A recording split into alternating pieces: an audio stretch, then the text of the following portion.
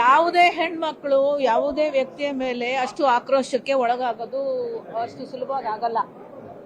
ಅವಳ ಅಂತರಾತ್ಮಕ್ಕೆ ಹರ್ಟ್ ಆಗೋ ಹಾಗೆ ಪದಗಳನ್ನ ಬಳಸಿದಾಗಲೇ ಒಬ್ಬ ಹೆಣ್ಮಗಳು ಆಕ್ರೋಶಕ್ಕೆ ಒಳಗಾಗೋದು.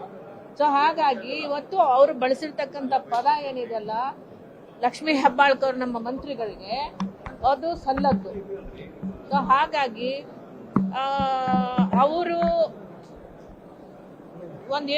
ಒಂದು ಅವಾಚ್ಯ ಶಬ್ದ ಬಳಸಿದ್ದಾರೆ. ಅಂದ್ರೇನು, ರಾಹುಲ್ ಗಾಂಧಿ ಅವ್ರು ಹೇಳೋದು, ಲಕ್ಷ್ಮೀ ಹೆಬ್ಬಾಳ್ಕರ್ ಹೇಳ್ತಿರೋದು, ನಾವು ಮತ್ತೆ ಸಚಿವರು ತಿಮ್ಮಾಪುರ ಅವರು ನಮ್ಮ ಜಿಲ್ಲಾ ಬಗ್ಗೆ ಏನೋ ಒಂದು ಚರ್ಚೆ ಮಾಡ್ತಿದ್ವಿ, ಅಷ್ಟರಲ್ಲಿ ಇದು ನಡೀತು.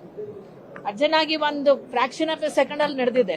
ಅವ್ರಿಗೂ ಸಂಘರ್ಷ ಆಗಿದೆ, ಘರ್ಷಣೆ ಆಗಿದೆ. ಯಾಕಾಯ್ತು ಅಂದ್ರೆ ರಾಹುಲ್ ಗಾಂಧಿ ಅವ್ರು ನಮ್ಮ ನಾಯಕರ ಬಗ್ಗೆ ಅವ್ರು ಕೇವಲವಾಗಿ ಮಾತಾಡಿದಾಗ ಅದಕ್ಕೆ ಇವರು ಸರಿಯಾಗಿ ಉತ್ತರ ಕೊಡ್ತಕ್ಕಂಥ ಸಂದರ್ಭದಲ್ಲಿ ಅವರು ಡ್ರಗ್ ಅಡಿಕ್ಟ್ ರಾಹುಲ್ ಗಾಂಧಿ ಅಂತೆಲ್ಲ ಅವ್ರು ಮಾತಾಡಿದ್ದಾರೆ. ಅದಕ್ಕೆ ಈ ಹೆಣ್ಮಗಳೇನಂದರೆ, ನೀವು ಅವ್ರನ್ನ ಡ್ರಗ್ ಅಡಿಕ್ಟ್ ಅನ್ನೋದಾದ್ರೆ ನೀವು ಆಕ್ಸಿಡೆಂಟ್ ಮಾಡಿದ್ರಿ, ನೀವು ಆಕ್ಸಿಡೆಂಟ್ ಮಾಡಿದವರು, ಸೊ ನಿಮ್ಮನ್ನ ಕೊಲ್ಗಾರ ಅಂತಂದ್ರೆ ಏನ್ ತಪ್ಪು? ಕೊಲ್ಗಾರ ಅಂತ ಹೇಳೋ ಅಂದ ತಕ್ಷಣ ನೀವು ಆತ ಒಬ್ಬ ಹೆಣ್ಮಗಳಿಗೆ ಅನ್ಬಾರ್ದಂತಹ ಒಂದು ಪದವನ್ನ ಅವ್ರು ಬಳಸಿದ್ದಾರೆ, ಪ್ರಾಸ್ಟಿಟ್ಯೂಟ್. ನೀವು ಬಹುಶಃ ಕಟ್ ಮಾಡ್ಬೋದು ಅನ್ಸುತ್ತೆ, ಅದು ಅನ್ಬಾರ್ದಲ್ಲ.